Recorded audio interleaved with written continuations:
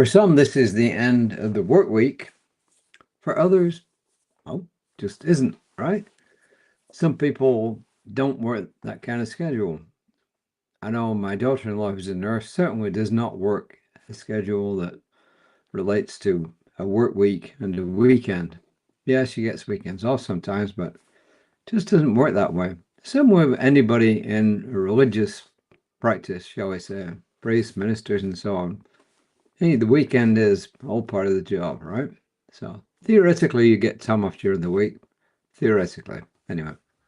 But here we are, January 30th, with Divine Order. So let's see what that's about. And Emerson's Essays, it's actually on page 213, says, "And thus ever, behind the coarse effect, is a fine cause, which being narrowly seen, is itself the effect of a finer cause." If you keep drilling down, you will find that everything is the effect of some previous cause. The universe was the effect of the Big Bang, right? At least as far as we know. And everything is the effect of the divine mind. And Ernest Holmes says, and this Rev Margaret actually repeats in a different way further down. She says, "The spirit knows and the law obeys." Okay, that's actually from the Science of Mind textbook on page 191. And then Rev Margaret says, "The universe appears to work according to a fine and natural order of its own creation, or a creation, right? This becomes apparent to us as we find ourselves working with the universal law of mind, the divine subjective, if you like, which we must do since our minds are part of the God mind. Actually, we discover soon enough when we're not in accord with the movement of divine order. Why? Because things seem to get stuck. The flow isn't smooth, and guess what? We seem to be pushing uphill."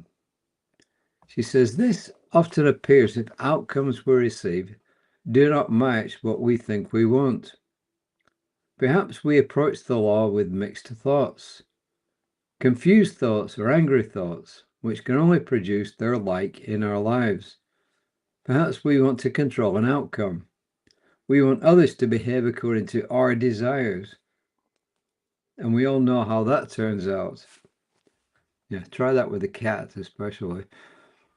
We would do well to remember that universal order follows its own law, and we must understand how the law of cause and effect works.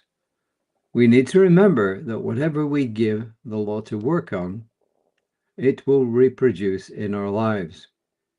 Ernest Holmes reminds us that, quote, "We attract to ourselves the objective form of our subjective embodiments.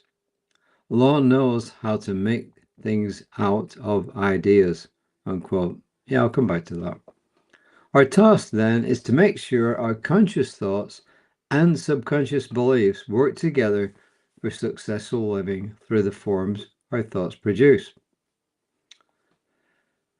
So a simpler way of saying the objective form of our subjective embodiments is what we attract is simply to say thoughts are things, which has been said a lot. Thoughts are things. But the true statement is thoughts plus feelings equal things. And what is being stressed here is the fact that, let me just move this around a little bit. What's being stressed here is the fact that it's not just our conscious thoughts that are attracting things. If there's stuff stuck in our subconscious minds that's got enough feelings attached to it, and it's repeated often enough, it too is going to produce stuff in our lives. And as I've mentioned, we got friends who attract all sorts of stuff they don't want, for want of a less polite expression, right? So we have to guard our thoughts. And this is why we need to keep doing our spiritual work, is to replace the junk that's in our subconscious minds with good stuff. But it's also to consciously practicing thinking about what we want from a worthy standpoint. So if we're thinking horrible stuff consciously, as well as the stuff that's in subconsciously, then the question is, what kind of results do you expect? So it behooves all of us to start looking at what we're thinking and to change what we're thinking and to change it into something good, because I don't think any of us want to receive stuff that isn't good. So that is my brief reading for today. She says, my thoughts are clear and orderly. That's a good affirmation.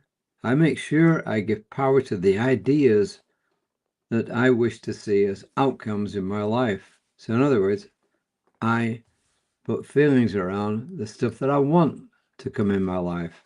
And I make sure that that is reasonable and not only benefits me, but in some way, shape, or form benefits the whole. So once we get up to that, then guess what? We start to get what we want. Thoughts plus feelings equal results. Thoughts plus feelings of things. Thoughts plus feelings equals results. That's what we're saying here.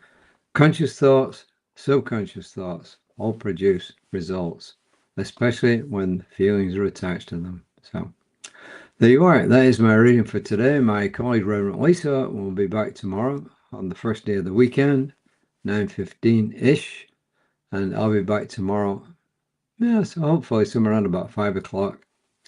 And both of those you can find on Created by Spiritual Center's Facebook page, and you can find my stuff on whatever social media you find me on. A couple of 2-3 Facebook pages, Instagram, LinkedIn, Threads, Tumblr, Mastodon, Blue Sky. I think that's about it. So, well, it's enough, right? So my ending prayer is this: to know for each and every one here a calm, peaceful rest of the day, whenever that turns out to be. Good thoughts, happy thoughts, wonderful thoughts. And I release this word into the divine mind, calling it done. And so it is. And I will see you next time.